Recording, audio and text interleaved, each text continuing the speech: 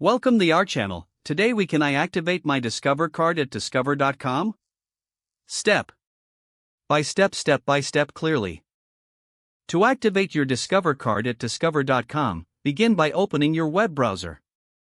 In the search bar, type in discover.com and press enter.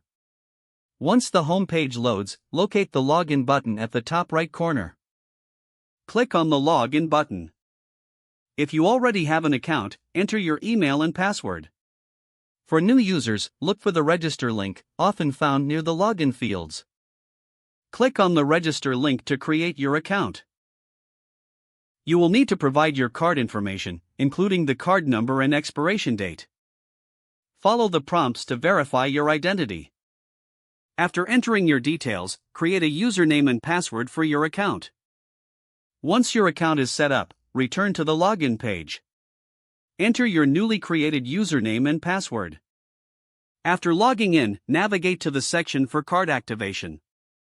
Follow the on-screen instructions to activate your card. You may need to confirm additional information for security purposes. After completing these steps, your card should be activated. If you encounter any issues, check the FAQs or contact customer support for assistance. Your Discover card is now ready for use.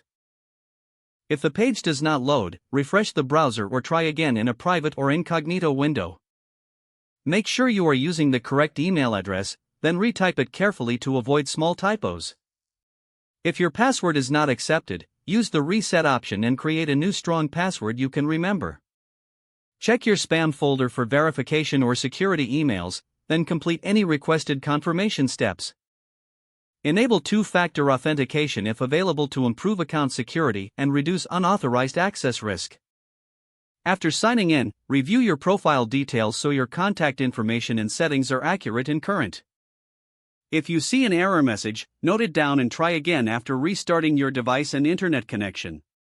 Log out when you finish, especially on shared devices, to keep your account and payment information secure.